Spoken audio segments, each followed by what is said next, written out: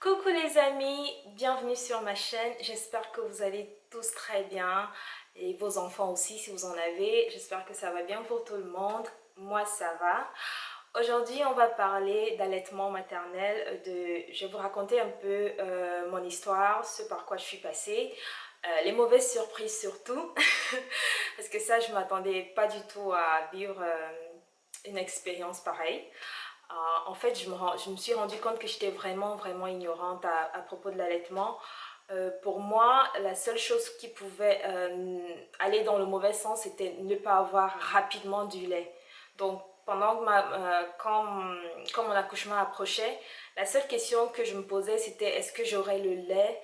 Est-ce que j'aurais du lait tout de suite après avoir accouché? J'avais peur de ne pas produire rapidement de lait, j'avais peur que mon bébé soit affamé les premiers jours. C'était ça ma question en fait. Quand je parlais avec des femmes qui étaient déjà mamans, ma question c'était qu'est-ce qui se passe si j'ai pas tout de suite du lait? Est-ce que je dois, est-ce que je dois partir à la maternité avec une boîte de lait dans mon sac? C'était vraiment ça ma question. Pour moi, c'était la seule chose qui pouvait mal tourner. C'était ne pas avoir de lait tout de suite. Donc pour moi, je savais que ça allait arriver, mais quand en fait? En fait, c'était ça ma question. Et pourtant, j'ai eu d'autres, il y a eu d'autres surprises. C'était vraiment pas simple. C'est incroyable le nombre de choses qui peuvent arriver quand on a un enfant, qui arrivent en fait quand on a un enfant. Si vous n'êtes pas informé, c'est vraiment catastrophique. Et moi, je n'étais pas informée du tout. Donc, comment ça s'est passé? Alors, déjà, je vais vous mettre un peu dans le contexte parce que c'est une information importante. Pendant ma grossesse, autour du 3e mois, j'ai eu ce que je pensais être des ganglions sous les aisselles qui avaient gonflé un petit peu. Bon, un petit peu, beaucoup quand même. Ça avait gonflé, j'étais allée consulter et on m'avait dit que ça pouvait être une infection ou quoi, bref. On m'avait prescrit un traitement pour une éventuelle infection. Donc j'avais suivi mon traitement, je prenais des comprimés, j'avais aussi une crème que je devais appliquer sous mes aisselles, nettoyer avec de la bétadine, tout ça j'ai fait, mais ça n'a pas disparu. Et du coup, quand j'ai été revoir le médecin après ça, il m'a juste dit, bon, ça va, c'est la grossesse en fait. Il m'a pas donné plus d'explications, il m'a pas dit vraiment dans le détail ce que c'était. Pareil, j'étais avec une amie qui est médecin aussi, elle m'a dit non t'inquiète c'est à cause de ta grossesse que tu as ça. Mais je savais pas en fait et je me suis dit ok quand je vais accoucher ça va passer. C'est rien, mais c'était gênant, mais bon, je me suis dit, bon voilà, je suis enceinte, mon corps il change. Et pourtant, ça a été mais quelque chose de traumatisant par la suite pour moi. Je vous explique dans un instant. Alors, donc, on avance, j'accouche et j'ai eu une montée de lait assez rapidement. J'étais contente. Les sages-femmes, elles étaient contentes et disaient que voilà, le lait était bien arrivé. Donc, j'ai commencé à allaiter tout de suite le bébé. Mais j'ai remarqué que les boules que j'avais sous les bras ont commencé à enfler. Le premier jour, ça allait encore. Mais le deuxième jour, c'était une catastrophe. C'était gros comme des balles de tennis au niveau des aisselles, des deux côtés. Donc je pouvais pas baisser mes bras. C'était horrible, c'était moche, c'était dégoûtant. Je comprenais pas ce que c'était. C'était enflé, c'était gros comme ça. C'était ouh, j'avais les bras, je pouvais pas baisser les bras et c'était hyper douloureux. J'avais déjà mal au sein parce que bon, ça c'est normal quand il y a l'arrivée de lait, mais là j'avais mal en plus sous les aisselles et j'avais ces espèces de grosses masses là, dures, hyper douloureuses. Je savais pas ce que c'était, je comprenais pas du tout. Donc le premier jour quand ça avait commencé à gonfler, je j'ai pas trop prêté attention, mais quand c'est devenu énorme et que je pouvais plus baisser mes bras, j'ai dit oh là là c'est quoi ce truc, j'étais trop paniquée. Euh, j'avais demandé à une première sage-femme, je lui ai dit j'ai mal sous les bras.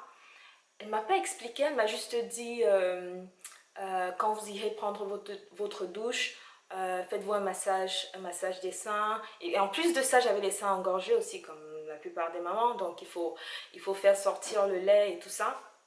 Mais elle m'a pas dit ce que j'avais sous les bras, donc je comprenais toujours pas. Et le lendemain, j'ai eu un homme plutôt comme sage-femme, donc un sage homme, qui est passé et je lui dis, monsieur, vraiment ça va pas, je comprends pas ce que c'est et ça me fait trop mal. Et c'est dégueulasse, je lui avais dit c'est dégueulasse, je veux pas, qu'est-ce que c'est et là il me dit vous avez des glandes mammaires dans les aisselles en fait. J'ai dit quoi? Il dit oui, oui, oui, en fait vous avez, ça arrive souvent et il m'a dit, je sais pas si ça c'est vrai, mais il m'a dit surtout chez les femmes africaines, il y a, vous pouvez avoir des glandes mammaires qui sont dans le bras, dans... J'ai dit quoi? Je lui dis donc ça veut dire que j'ai du lait dans les aisselles? Il me dit oui c'est ça en fait. Oh c'était horrible. Parce qu'en plus, je pouvais sentir comme des petites... c'était comme des petites bosses à l'intérieur. Donc, en fait, là, j'ai juste eu l'image... J'ai eu comme une image de lait sous les aisselles. C'était moche à voir quand j'imaginais le truc, en fait, ce que c'était réellement. Donc, j'avais du lait plein dans les aisselles et dans les seins. Et c'était horrible, et c'était douloureux, et c'était moche. Je lui ai demandé, est-ce qu'on peut me débarrasser de ça? Je veux pas avoir ça. Je m'y attendais pas, c'était un choc. J'avais jamais entendu parler de ça, j'avais jamais vu ça. J'étais seule, j'avais pas ma mère avec moi pour m'expliquer tout ça là. Et puis il y avait trop de choses qui se passaient. Et donc quand j'ai eu ça, je voulais m'arracher les bras. C'était, oh mon Dieu, j'ai le choc. Donc il me dit... écoutez, il faut juste essayer de drainer vos seins pour l'instant et puis votre cerveau va comprendre que l'enfant il tète pas sous les aisselles. C'était ça son explication, hein. Moi je sais pas. Et après ça va sécher progressivement. Mais voilà, ça arrive, vous avez même de la chance que ce ne soit pas dans les bras. J'ai dit mon Dieu! Et là j'ai cru que ça allait durer pendant tout le temps que j'allais allaiter mon fils parce que je me disais mais comment ça va sécher, comment ça va sécher en fait, comment, c'était tellement gros que oh ça m'avait cassé le moral. Euh, et quelques jours plus tard ça avait diminué un petit peu mais pas beaucoup en fait, j'ai massé de jour, de nuit, je savais plus quoi faire et j'ai fini par accepter que c'était comme ça. Je suis sortie de l'hôpital. Ça avait quand même, on va dire, diminué de 25% là. Ouais. Mais bon, j'essaie de pas y penser, mais c'était vraiment moche. C'était pas beau. C'était fou. Donc là, attendez avant que je ne m'égare. Oui, donc c'était ça, ma montée de lait. Plus, j'ai appris que j'avais des glandes mammaires sous les bras, sous les aisselles. Et que ça allait probablement arriver à chaque fois que j'ai un bébé. Et donc j'ai dit génial. J'ai accepté cette idée, je suis rentrée chez moi et j'ai commencé à allaiter, j'ai continué l'allaitement normalement et j'ai commencé à avoir des douleurs au dos. Oh là là, j'avais pas non plus imaginé.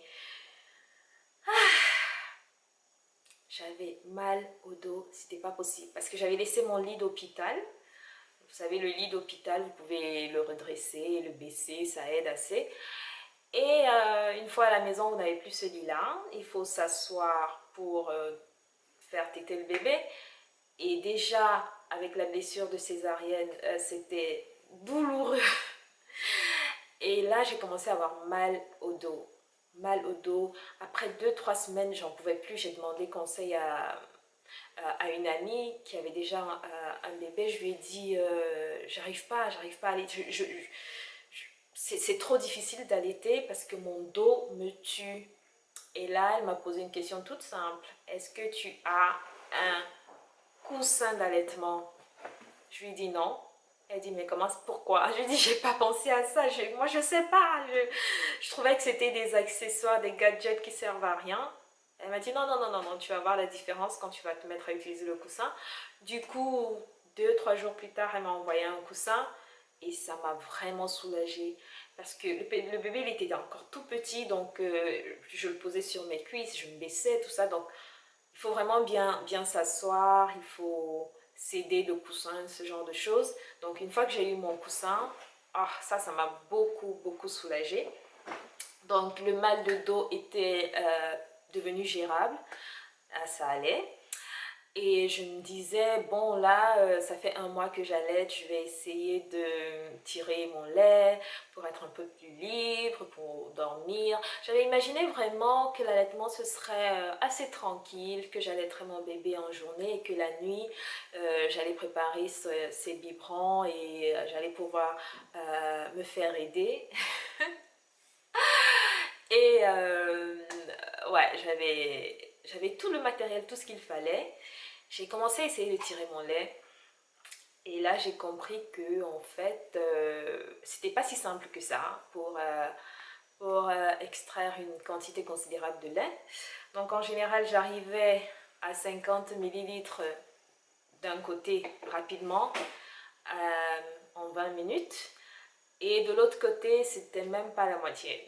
Donc il y avait un sein voilà, qui n'avait pas le même débit que l'autre. J'ai cherché des solutions un peu sur internet, j'ai vu des gens parler de tisane d'allaitement, ce genre de choses. Et je suis allée en pharmacie, j'ai trouvé ça. Voilà, je ne sais pas si ça se voit. Voilà, allaitement, ça contient de l'anis vert, je ne sais pas si on dit anis, du fenouil et du fenugrec, voilà, fenugrec, je ne sais pas. Je ne sais pas comment ça se prononce. Donc c'est une infusion ou une décoction en fonction de comment vous la préparez. Ça peut faire, vous pouvez faire une infusion en 3 à 10 minutes et la décoction il faut la laisser 25 minutes à 60 minutes dans l'eau, la tisane quoi, pour avoir la décoction. Donc j'ai commencé à prendre ma tisane d'allaitement histoire de booster un peu ma production de lait. Ça a aidé moyen.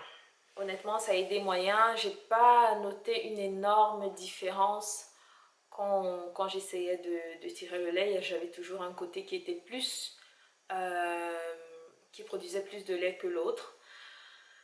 Et c'était galère, c'était la galère pour remplir une petite boîte de lait. Et en plus de ça, quand je les remplissais, j'essayais de donner à mon fils, il ne voulait pas du tout du biberon. J'ai changé de tétine, tout ça, ça n'a rien amélioré, ça n'a pas amélioré la situation, voilà. Et donc ça a été un autre échec qui était assez difficile parce que je devais continuer de tout faire dans la nuit, machin, tout ça. Et passé 3 mois, au 3e mois, il a commencé à bouder le sein qui ne produisait pas beaucoup de lait. Il boudait, il aimait pas trop, mais je l'obligeais un petit peu à téter de ce côté-là. Et puis un jour, il a commencé à le refuser, tout simplement. Il a décidé qu'il n'en voulait plus. Et depuis, il tète d'un seul côté. Ça va faire, c'est depuis février. Donc février, mars, avril, mai, il tète d'un seul côté. C'est dur. Parce que c'est le genre de choses auxquelles je n'avais pas pensé du tout. Je pensais même pas tenir aussi longtemps avec un seul sein. Mais voilà, c'est ma réalité. Donc à ce moment-là, j'ai eu peur de ne pas lui donner assez. En fait, je ne savais pas comment contrôler les quantités. Parce que déjà, je ne pouvais pas tirer, mettre dans le biberon et savoir exactement quelle quantité il prend. J'avais l'impression que cet été, il fallait que voilà, que je le nourrisse un peu plus puisque il était d'un seul côté, donc c'était forcément pas assez. C'était assez difficile à gérer. Je pensais même pas tenir autant, donc j'ai commencé à m'inquiéter de ne pas pouvoir l'allaiter jusqu'aux 6 mois, parce que mon plan c'était l'allaiter jusqu'aux 6 mois, et je pensais qu'entre 3 et 6 mois, il accepterait le lait de pharmacie, tout ça, il a refusé, donc il n'avait plus qu'un sein et tout. Mais finalement, on est à 7 mois et il continue de téter d'un seul sein et il se porte bien. Et bon, j'ai accepté ça comme ça. Après, je ne sais pas à quoi mon corps va ressembler après tout ça. Il y a une semaine quand même, ouais. Il y a une semaine, j'ai essayé de le remettre sur l'autre sein.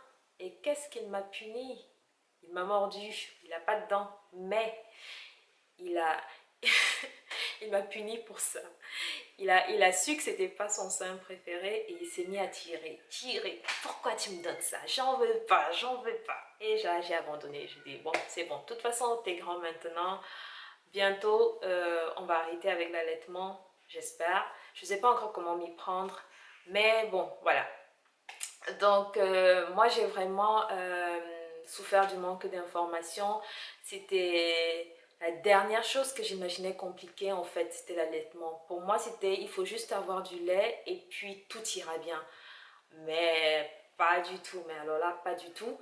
Et c'est vraiment dommage qu'on ne parle pas vraiment de ce qui se passe en fait. En tout cas, moi, je ne sais pas si dans les cours de préparation on dit tout ça aux femmes parce que j'ai zappé mes cours de préparation avec le Covid, tout ça, je voulais pas, voilà, sortir ou voilà, j'avais pas l'énergie en fait et puis de suivre tout ça. Mais je trouve qu'il y a vraiment tellement de choses qui se passent et on n'est pas préparé et personne ne nous dit rien et quand ça arrive, on, on est en panique, on a l'impression que voilà, que c'est une grosse catastrophe et pourtant c'est des phénomènes qui arrivent. Donc oui, moi j'ai pas vécu un allaitement facile jusqu'ici. Je me suis juste adaptée à la situation et je m'en sors. Mais c'est vraiment quelque chose, une chose à laquelle je n'étais pas préparée du tout.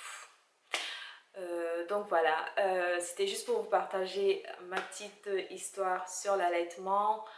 Euh, J'espère que ça aura éclairé quelques-unes d'entre vous qui sont enceintes ou qui ont déjà des bébés ou qui ont des difficultés. Vous n'êtes pas seul, c'est facile pour personne. On a toutes des problèmes. Donc voilà, ce sera tout pour cette vidéo. Merci de l'avoir suivi. N'oubliez pas de partager, liker la chaîne et on se retrouve dans une prochaine vidéo. Bye!